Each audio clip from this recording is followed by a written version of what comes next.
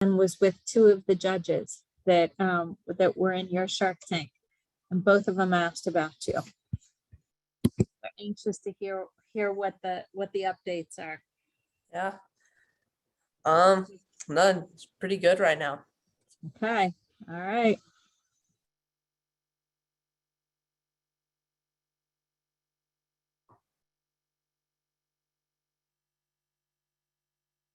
I'm Ben Data, co-chair of DSW.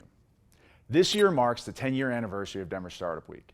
This community has been the catalyst for lots of change over the past decade, and this week we're coming together to celebrate the past and dream big for the future. We are able to bring Denver Startup Week to this community thanks to our 2021 sponsors. Thank you to our HQ and title sponsor, Amazon, and our title sponsors, whose leadership makes this week come to life. Capital One Cafe, Downtown Denver Partnership, Fluid Truck, Hotel Engine, and WeWork. And our track sponsors, who have made all of the great content you're hearing today possible. Founder Track, Kickstart, Growth Track, Friday Health Plans, Developer Track, Quizlet, Product Track, Palantir, Designer Track, Battery 621 in the Public Works, People Track, Exactly, and Spotlight event sponsor, Strat Labs. Our headline event sponsors are bringing the excitement this week. Thank you to B-Side Fun, Colorado Public Radio, Comcast, Coors Brewing Company, Denver Pavilions, Entrepreneurship at the University of Denver, Gusto, JP Morgan Chase, Method, Moss Adams, Pine Insurance, Promontory Mortgage Path, Red Bull Basement, Southwest, Tattered Cover, and VF Venture Foundry. Finally, thank you to our partner and member sponsors listed on the screen. Please say thank you to these companies as you enjoy our hybrid Denver Startup Week. And don't forget to use hashtag Den Startup Week to share your experience and moments of inspiration on social media. Have a great week.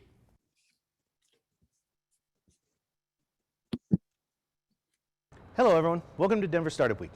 I'm John, the Spotlight Track Chair and member of the Denver Startup Week Organizing Committee. Thank you for joining us for the 10th anniversary of Denver Startup Week. At Denver Startup Week, we strive to make all of our sessions a space where attendees can connect, learn, and grow regardless of age, gender identity, gender expression, race, ability, or sexual orientation. A special thank you to our sponsors for their support in helping us keep DSW free and accessible for all. Thank you for joining us and have a great week. So hi everyone, I'm gonna kick us off welcoming our teen entrepreneurs who are here to kind of give us their key learnings from their experiences as entrepreneurs. And here to sort of guide and lead this panel is Kristina Scala. In addition to being a very good friend and mentor and leader in the organizations I've worked at for many years. She is also the founder and president of Aspen Academy, of Aspen Youth Leadership Institute, Aspen Entrepreneurial Institute, Future Holders, the Aspen Academy Investment Fund, Bear Student Enterprises, and MODI stands for Move and Discover, a school furniture line for which she was granted patent in 2019. So certainly a serial entrepreneur in her own right. All of these ventures serve to transform education. Within those organizations, we run a really unique entrepreneurial and leadership program. All of these students participated in that program in which they developed and started and ran their very own business ventures as 8th graders at the age of 14. They are now alumni in high school or college and off running those ventures on their own. And we're here to learn a little more about their experiences today and understand a bit about what they've learned through that process. Certainly they can be called experts in their own ways as well, successful businesses beyond what many adults do. So super excited to welcome you all here, and I'm gonna hand it over to Kristina. Great, thanks, Katie. So just as another little piece of information for those of you that are watching, Aspen Academy is a leadership and entrepreneurial development school where kids now begin their first businesses at the age of 5 as kindergartners. By the time they graduate out of Aspen Academy, they'll have started and operated at least 10 different businesses, either as a group, as a partnership, or as a solopreneur. The individuals that you're looking at right now on the screen as part of the panel are graduates of Aspen Academy and that entrepreneurial development program. And each of them has participated in that solopreneur program. So we're going to talk a little bit about kind of the evolution of what it is to go from entrepreneurial mindset into entrepreneurial education and what that looks like as a young person. So we're just going to do a quick whip around, folks, and if our participants, if our panelists could just introduce themselves and just your name, your age, and what business that you started. Hogan, why don't you start us off on? Hi, my name is Hogan Phelps. I am 14 years old and I started 4Box. Emily? Hi, my name is Emily Rednick. I am 18 and I started Red Spice. So? Hi, my name is Sophia Cooper. I'm 14 years old and I started Trey Chic. Jack? Hi, my name is Jack Waters and I started Track Pack and I'm 14. Josh?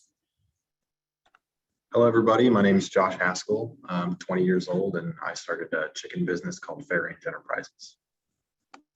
Gabby? Hi, my name is Gabby Burgess. I'm 18 and I started Bath Bombs for Good. Great.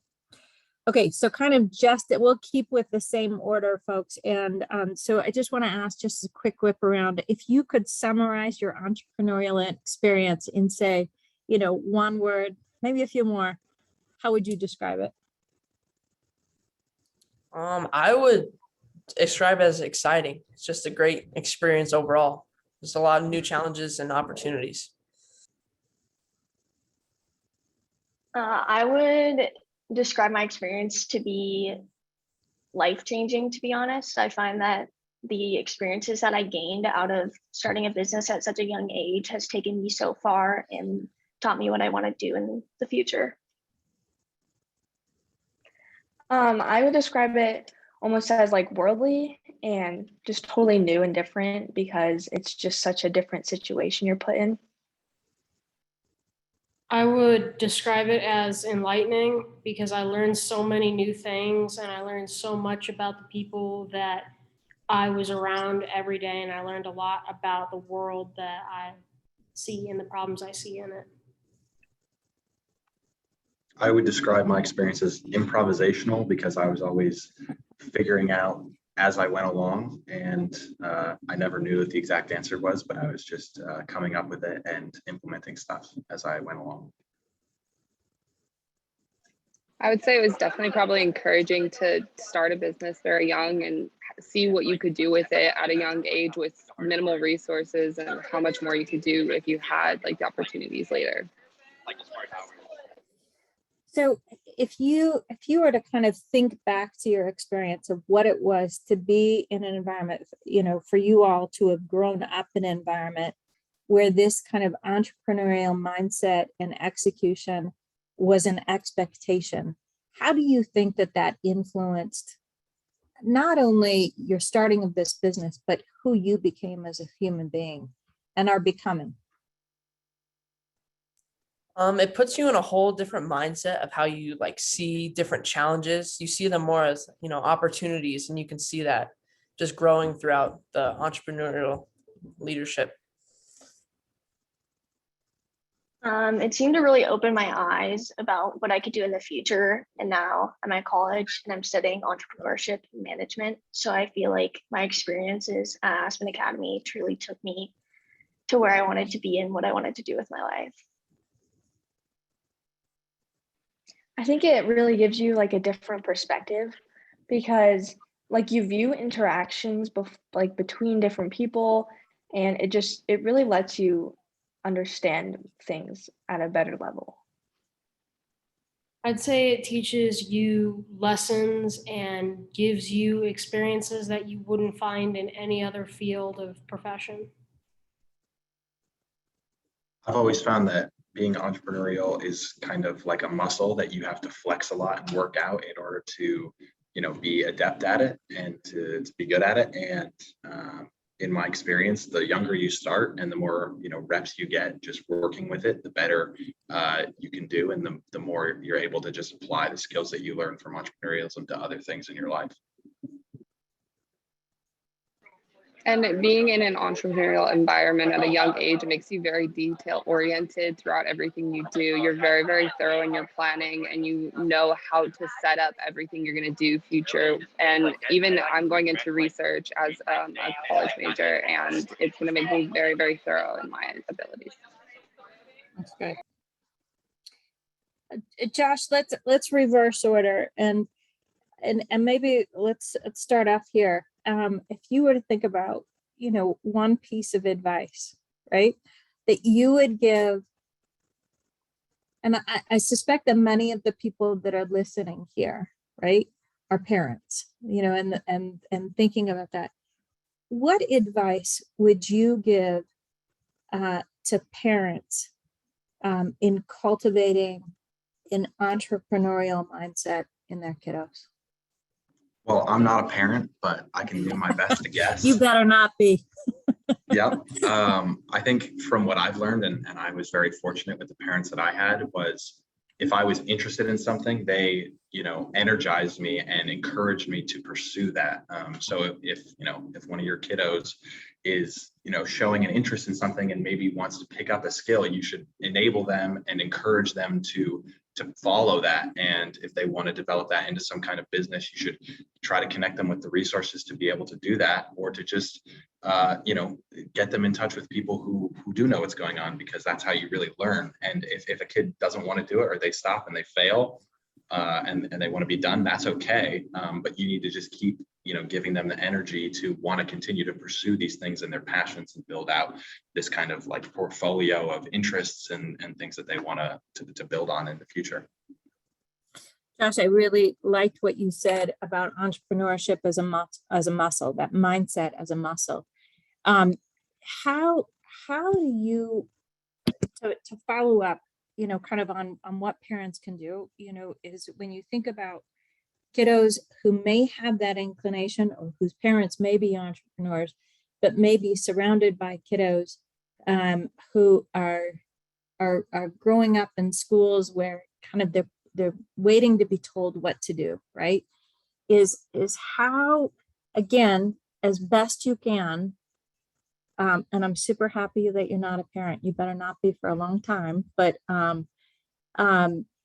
what would you say to those parents who are also navigating all of the pressures on their kiddos to be involved in maybe some things that aren't super productive, right? And of course, what I'm thinking about is, something along the lines of TikTok, not monetizing TikTok, but, just social media in general as a distraction. That's a great question. And I'm really fortunate to have grown up right before the internet got extremely addictive and everyone had iPads all the time, and just all that stuff was coming in front of them. But I think, I guess for parents, it's important to expose your kids to as many different viewpoints and things as possible, and to make sure that the way that they're exposed to those different viewpoints and an entrepreneurial mindset is not just through the lens of social media, just completely unrestricted. I'm not as qualified to talk on this because I'm not a parent and I don't know how to, make sure kids get their eyes in front of the right things, but it's mostly about, exposing them to different things and seeing where they find a passion. I know that some kids just don't pick up things like entrepreneurialism, instantly, and don't find a super love in certain things. But from my experience, everybody has something that they're interested in, at least. So as a parent, you should be exposing your kid to different things. And if they find something that's a passion of theirs, or that they start to really enjoy or are adept at, you should encourage them as much as you can and expose them to as much stuff in that to get them to build up that passion and to want to build businesses around it, and to surround them with people who will, only, sharpen them and make them better at that thing. Emily, you want to take a stab at those questions? Thanks, Josh. I grew up as like an individual who had entrepreneurship built all around me and my family, and I was exposed to it since I was 5 years old. My mindset on it is it's a lot of freedom, and you have to let your kid follow what they want to do, what they want to build, if they want to have a lemonade stand to go outside and make some money so they can go buy their favorite toy. But I'm also not a parent. So I think that it's all up to your freedom, your imagination. I find that entrepreneurship can go any way possible because you can build what you want to build out of it. And especially starting kids at such a young age, building their own businesses, they have the freedom to build what they want to build and do what they want to do and be passionate about what they can do and how they can make money and all that jazz. So Emily, was money the driver for you, or was it just doing your own thing? What was the driver? My drive for me was that I see that when I look at like peers or mentors around me, they seem like everyone's always like, oh, I don't seem to love my job. I don't seem to love what I do. And I find that in our day and age, and especially in our generation, we're changing that stereotype that's built around that. And my drive was, I love what I'm doing. I want to make a change. I want to cultivate change. I want to make a difference, help the community, and do what I love. Gabby, anything that you want to pipe in on?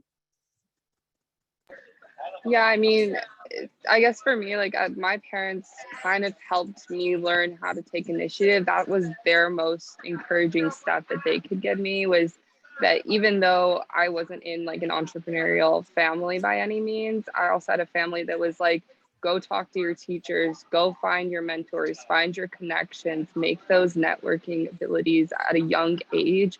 And that's helped me dramatically getting into jobs and interviews and colleges. And it's crucial, like as a parent, not that I am one, but as a parent, just encouraging your kid to go outside of their comfort zone and kind of find a confidence within themselves. That's so important in business and in entrepreneurship in general.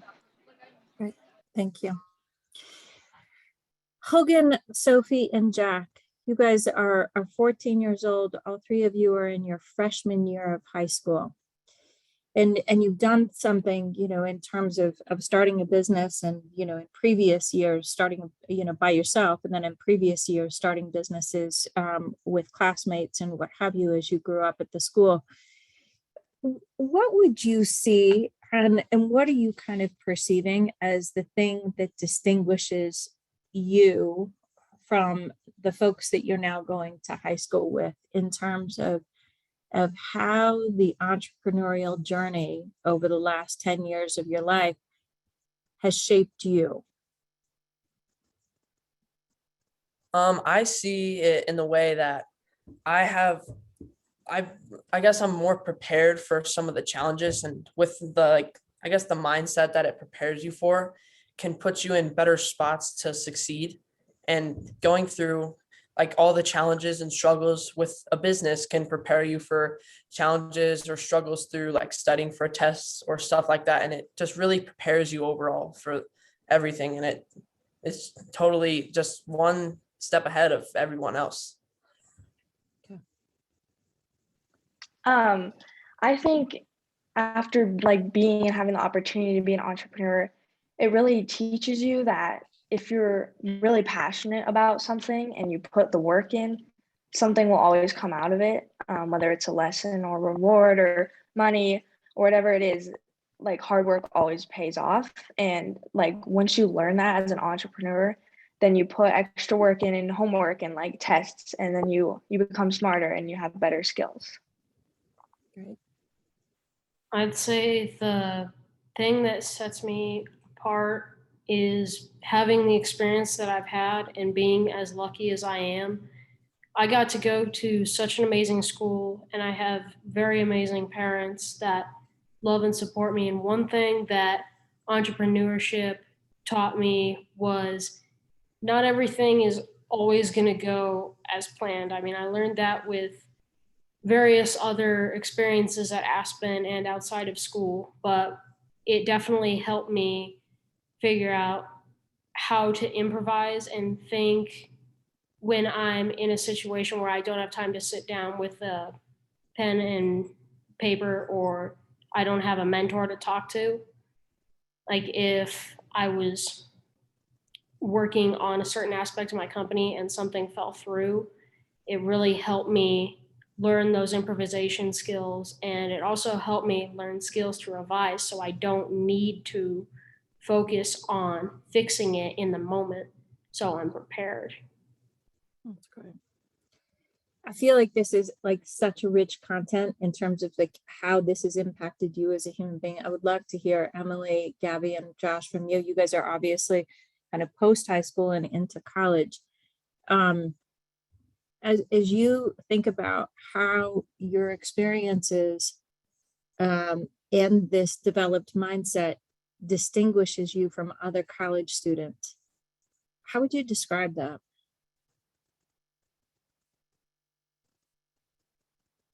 Josh? Yeah, I can start. Well, one of the coolest things about college, and also one of the pitfalls of it, is that when you get here, no one tells you what to do. So if you want to fail, there's really no one to stop you from failing. And being an entrepreneur, you learn to just take initiative. That's like one of the main things, that no one's going to do it for you. You have to just build it for yourself. And that attitude is exactly what's going to make you successful in college. And the ability to know your limits and what you're interested in, and when to work and when to pick it up things, and how to email people and communicate. All of those skills you'll build through entrepreneurship, and you'll be able to apply, and you'll be leagues ahead of your colleagues in college.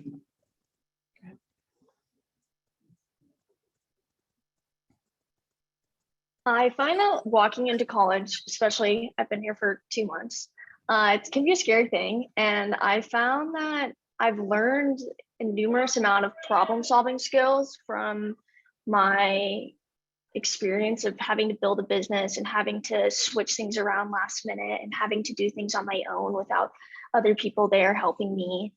I find that not only does it help me educationally, but it also helps me live on my own and do my own laundry and learn how to cook things myself. And I also know how to write a basic business plan through Aspen Academy, which a lot of my peers don't know how to do here. I find that my experiences that I've learned over running a company for over 5 years now have taught me more than any book could teach me in my life. So I find that these experiences are really taking me far and make me an individual that is stepped up from the others who did not like get the experience to start their own business. I found that being at a young age an entrepreneur, it gives you kind of like a start on a self-drive and self-motivation and kind of powering through problems on your own. And like they were saying, like in college, it's kind of on you to figure it out. So being here, like in being open to like taking risks, reaching out for interviews that maybe undergrads don't get, starting businesses, writing down plans as I come up with them, having that kind of like ability to work on your own and work towards a better goal or an achievement. It's really in part for starting a business at such a young age, and it's been very, very beneficial. That's great. Thank you. Okay, so at some point, I think each of you has referenced a mentor or having mentors or seeking out mentors. Why is that important? Like, why has it been important to you to have access to people and to adults outside of your parents, outside of your teachers, if you will? And what's been the impact on your life? I would say that I was very fortunate to have incredible mentors as I completed this project and went along this journey. They gave me insight that both me and my parents never would have thought about. They both, well, one of them had a lot of experience in engineering, and the other one had a lot of experience in a certain type of marketing that my parents didn't have. And they really added to not only my plan, but my presentation. And they really helped me feel more confident in my company, and they really helped me develop it to the point where it could start to sustain itself with less assistance. Great. Were you, Jack, when you think back to that moment when you first met your mentors, I think you would have been 12 or 13 at that age. That could be intimidating for some folks. Was it? It was a slight bit intimidating for me. I care very much about the first impression that I make on people. And I try and greet everybody best I can and make a good first impression. And that's really the only reason why that was a little bit, that was the only reason why that was a little bit intimidating. Got it. How quickly did it take you to get over that? It didn't take me very long. They were very, very nice. I didn't think so. How about the rest of you? Impact of mentors, why they're important outside of your parents. A lot of them just have different views, and they went through much different things than your parents could ever do. And they're people that you can lean on for different perspectives on your things. Like your parents might have an idea for your business that that might not be the greatest, and your mentors can help you work through it more, and they're just a great resource to have. How long did it take for you to get comfortable with your mentors? Not long at all. They're very friendly and great. Yeah. It's great. One thing that I've noticed and discovered is that no matter what you do, you're going to fail a lot. And if you have a mentor, they've already done the failing. And so they can point out where you're going to waste a lot of time doing something that's not going to work. And it only benefits you to lean on mentors and people who have more experience than you. Especially like your parents will help you, and they'll try to point out when you're going to mess up because they've seen a lot of the stuff. But when you're going in a very specific direction, down a specific business path, you want to find someone who has experience and who knows exactly what they're talking about and who can guide you, because it just saves you time and makes you better and helps you avoid those pitfalls.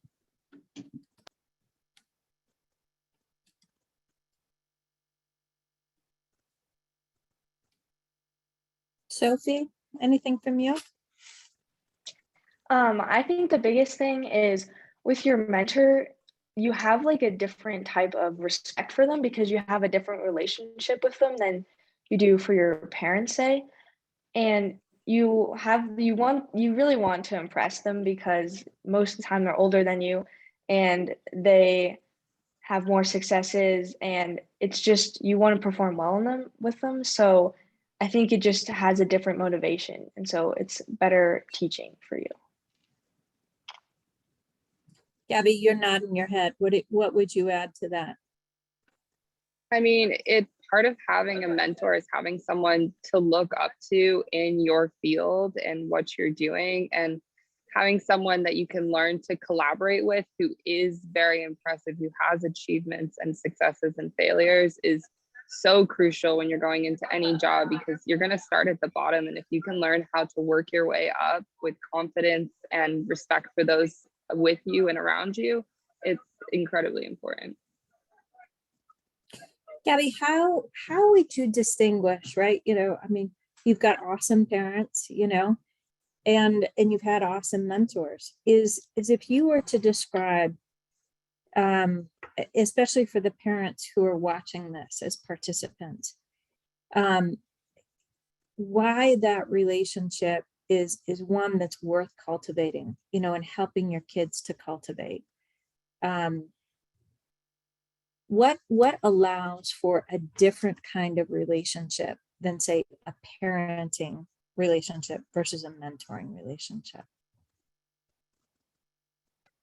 Well, I felt very much like both of my parents are in business, so they would help me out, but there was always, they were always doing it from a place where there was more emotional attachment involved in what they were saying. And they were almost more worried about me failing because they didn't want to see me fail because it hurts to see your kid struggle through things.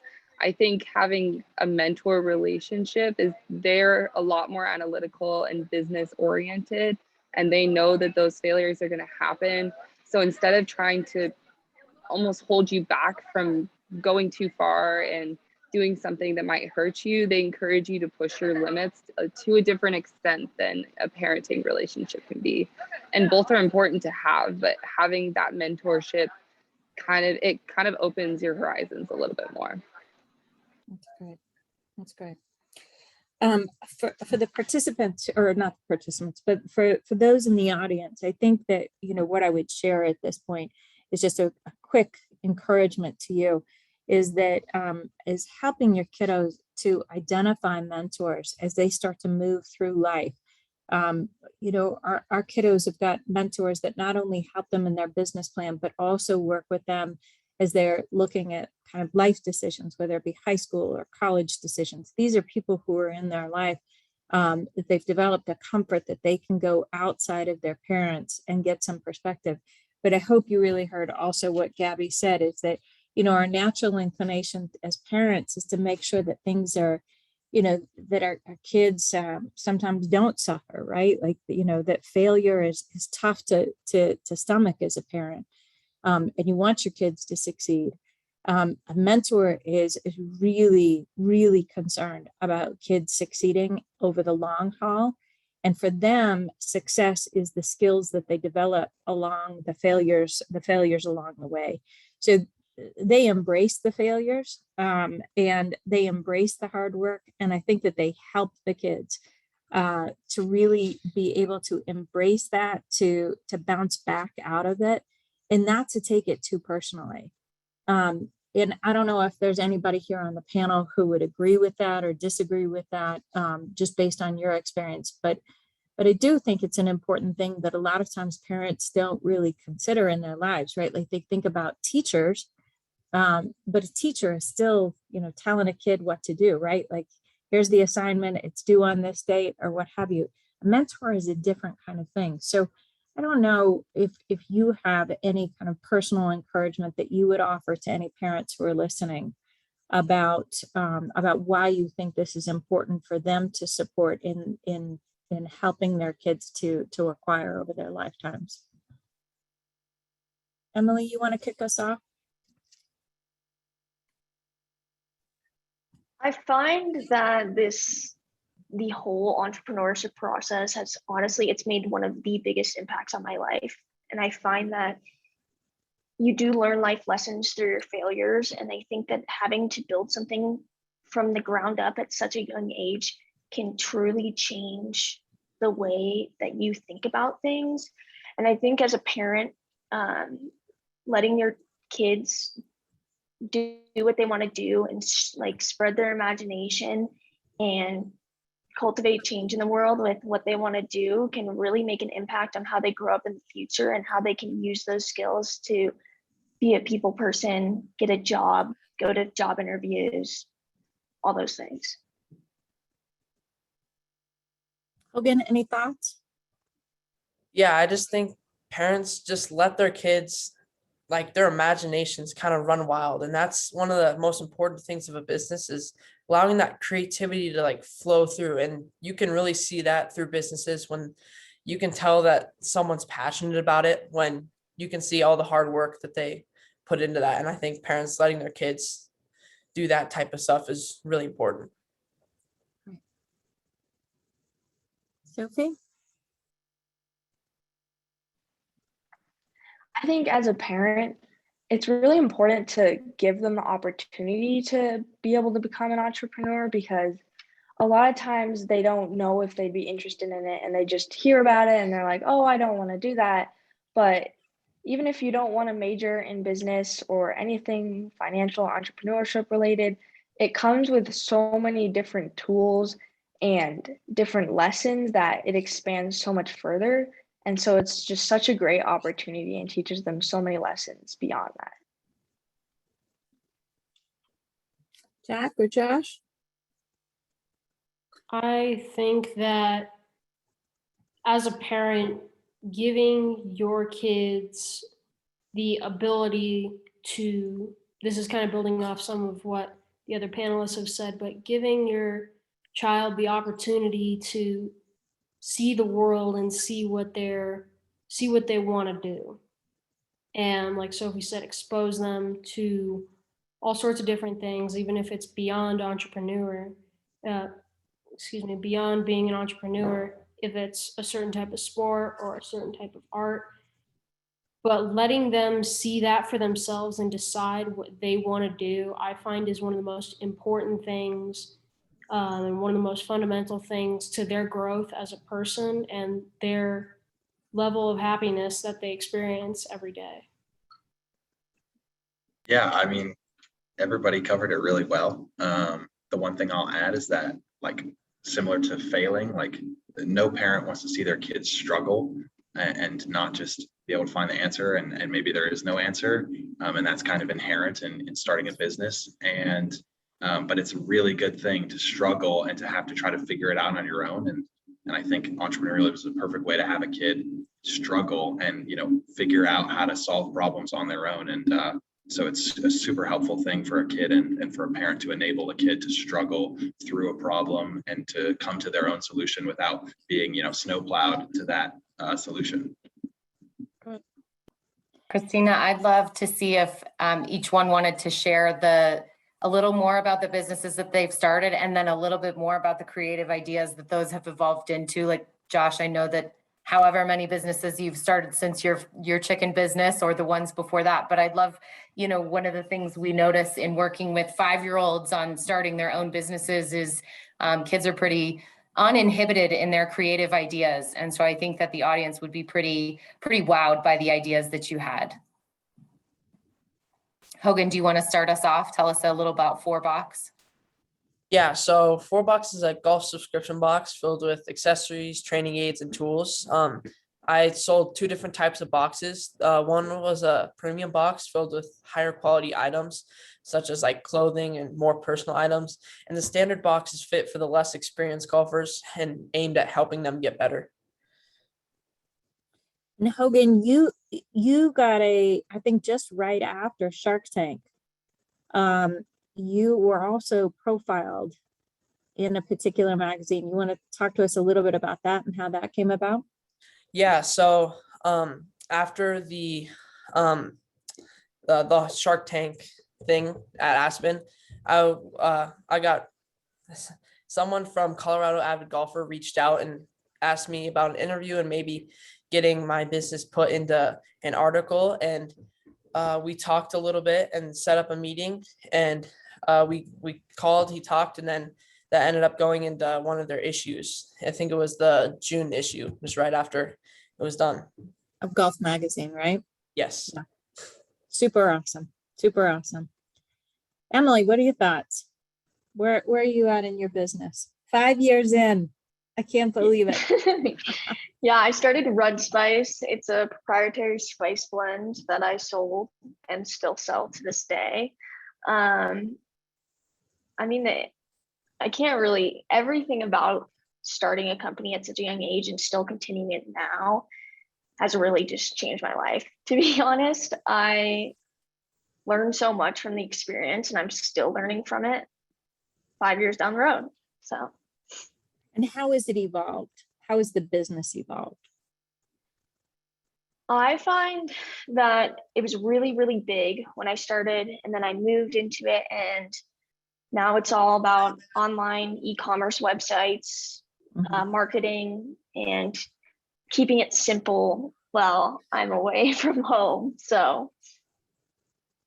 Because you first started, I remember you were visiting like just little spice shops, and you were hand selling it, like, you know, retail to retail, and trying to get them to enter a wholesale deal with you. And it sounds like you've really kind of transcended that and have figured out how to do this whole e-commerce thing, as well as to create your own passive income, if I remember right. Yeah.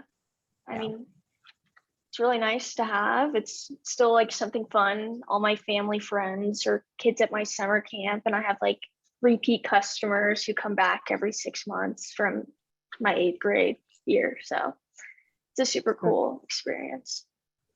Right. Gabby? Yeah, when I was in 8th grade, my business was about bath bombs. So we made and packaged bath bombs. I did it all by hand at the time. I ended up making, and I don't remember the exact numbers, but a fairly large amount of profit. I was selling them in the stores, I was selling them in my neighborhoods, and kind of like, it was very, very cool to see, like, it was a short amount of time that we had to make these businesses. And then kind of since then, I've worked more on like the marketing promotion side. So at my jobs, I was on charge and helping people with their marketing posts, their marketing online, building emails. I've assisted on several different business plans. And then it also kind of like being more in the writing of a business plan aspect. It carries over a lot to different like types of writing that you're going to do. So I'm going into research writing right now and looking at potentially starting my own kind of, I want to eventually run my own business as a researcher or as a clinical person. So having the ability now to write that business plan is crucial. Gabby, just because I know that they're not going to be able to tell, how old are you? I'm 18. I'm a freshman in college. Yeah, I just wanted to create clarity for those of y'all who are watching. All right, Josh? Yeah. When I went through Aspen Academy, I started a chicken business, raising, chicken in Denver. And I, through middle school and high school, expanded the size of the business a few times. In high school, I added bees and sold eggs and honey to local customers. And where's that business now? Or what are you up to now? So the chickens is done. I kind of, when I was in middle school at Aspen Academy, I kind of founded like a company where I would just do whatever and put it under the company name. So I also did video production for people. In high school, that kind of developed into producing videos for student athletes so that they could show them to recruiters and get them into, because like D1 students would have to produce these kinds of videos so that they could get noticed by recruiters. And then I also wrote some stuff to trade stocks. And then right now I'm actually doing like freelance coding for a hedge fund, which is just now starting, and it's pretty cool. Very good. Sophie? So my business, as of right now, life kind of got in the way as we were moving from Aspen, but we hope to resume it soon. When I was in Aspen, still during the stage of the presentation, we were developing how the labels and the chips would coincide and how that would be coordinated, how the information would be sent and received from the chips. And we were working with my mentors who were very, very helpful throughout the entire process. And now it's just, we're going to start kicking it back up relatively soon. And just to clarify, that was labels and chips on shipping labels, correct? Yes, they So were. it was a way to, it was a very innovative and new way to track packages. Yeah, it was mostly so should something get lost, like if it was delivered or it got lost in the delivery process or it was stolen, you'd be able to locate it. Right. Sophie? Okay, so my business is Tray Chic. I took wooden cutting boards or serving boards and I put resin on them on a portion of the board with like all sorts of colors, and it makes it look really good. You might not know what I'm talking about. I have one because I feel like people don't know what I'm talking about, but it looks like this. So like it's resin portion and then it's wood. So yeah.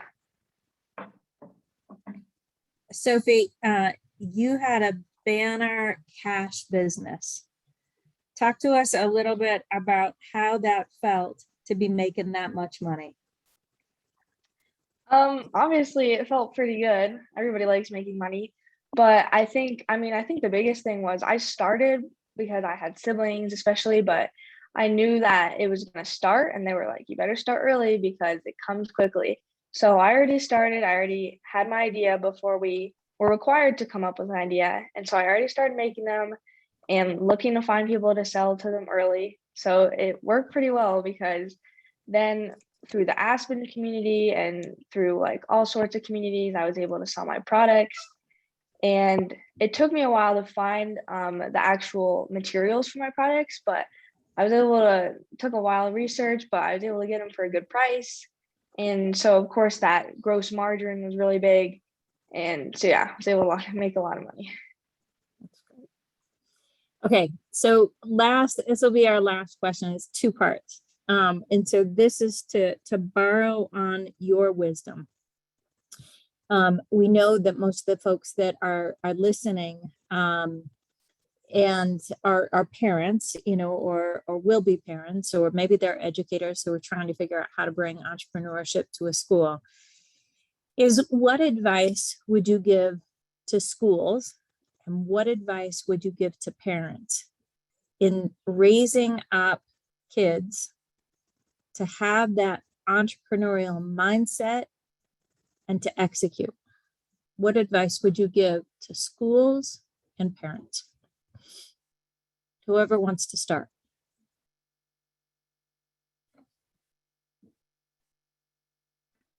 I would say that my advice to schools and parents would simply be to expose them to that world, because the world of entrepreneurship can take them to many places they would have never dreamed of going, and it'll teach them things that they will use for the rest of their lives.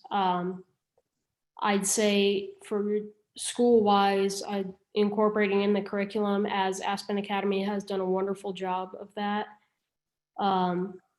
But incorporating it and encouraging it is one of the very large things of creating a successful and happy entrepreneur.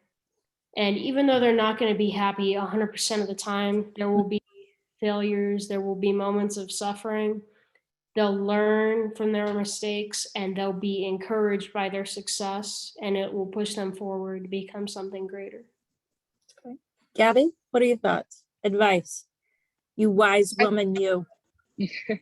I think, sorry, the lighting kind of moved on me, but That's all right.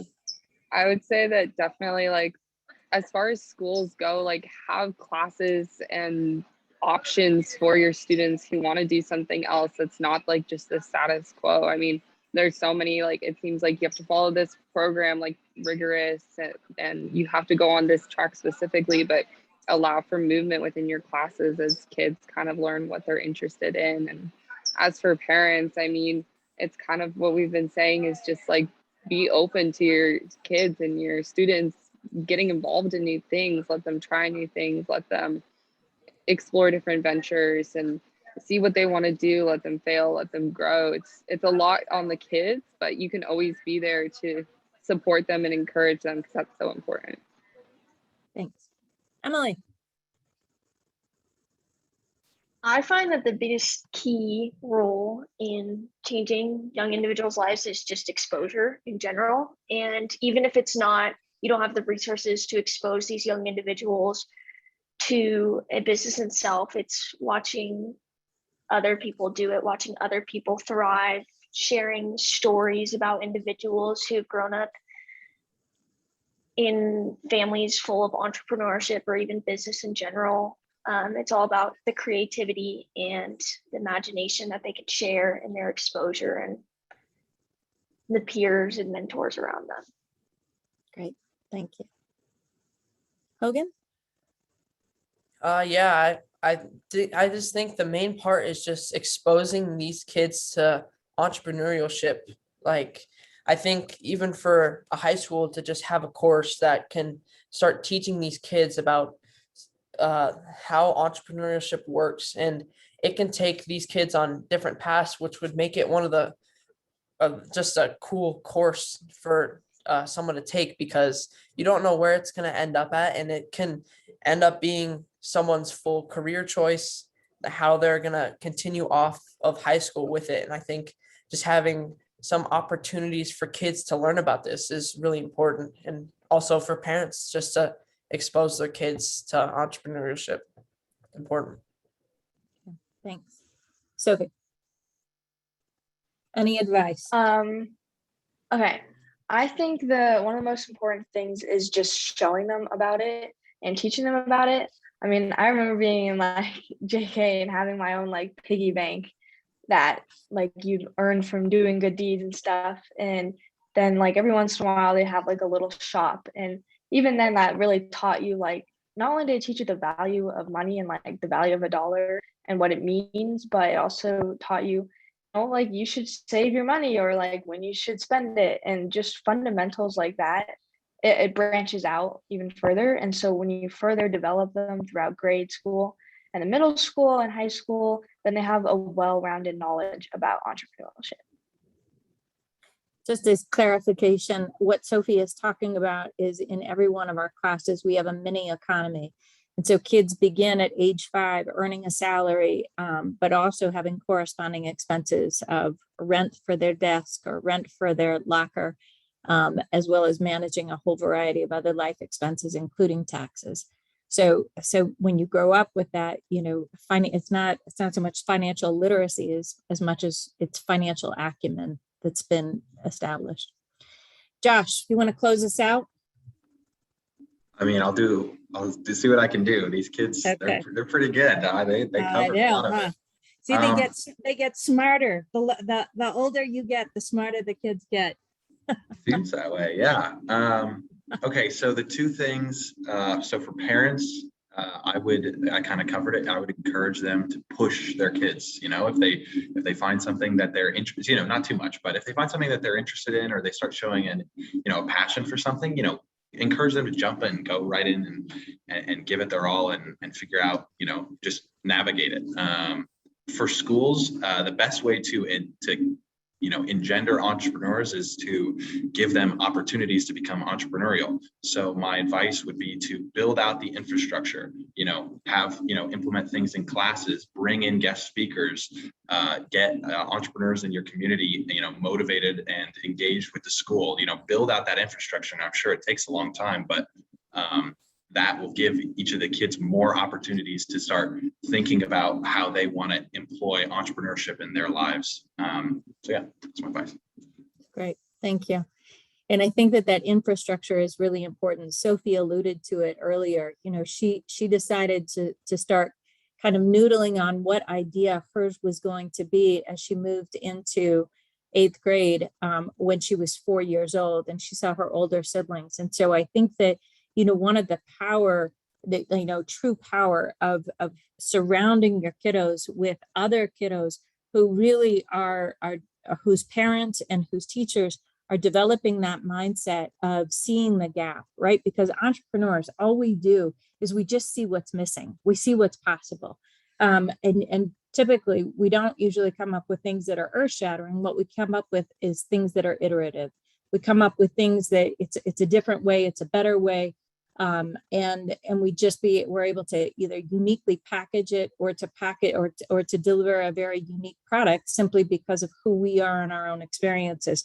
So that entrepreneurial mindset, even if you're an individual who never saw themselves as an entrepreneur, right, is something that each one of us can hold. It's just really this commitment to understanding that each of us comes into this world with our own gifts, our own strengths, and our own passions. And when we combine those three things, we can truly make our unique contribution to the world and really fulfill our destiny. And it's, and it continues to evolve. There's very few people that I know who are doing exactly what they thought they were going to do when they said, when I grow up at 5 years of age. We're constantly evolving, and it's awesome. And failing and trying something and then failing and trying something again is the best muscle that you can develop. And it is this muscle of resilience and this, I can go forward. And it's incredibly exciting to see. in our young people. I think that we are in the dawn of a whole new era of entrepreneurs, and those kids who've had that experience and have that confidence in themselves are quite frankly going to lead the new economy. That I have no doubt about. So my friends, thank you so much. I love all of you. I miss you, and I hope school goes well for the rest of the next year. And I expect you'll stay in touch with me and let me know how things are going. Okay, we'll talk with you soon. Katie, thank you for organizing it, and thank you to Denver Startup. Yeah, thank you guys. Great to see everyone. Great to hear from everyone. And we appreciate all who were watching and on the live stream, and we'll share the recording out as well. Thanks all. Thank you. Thank Bye, you. guys. Thank you.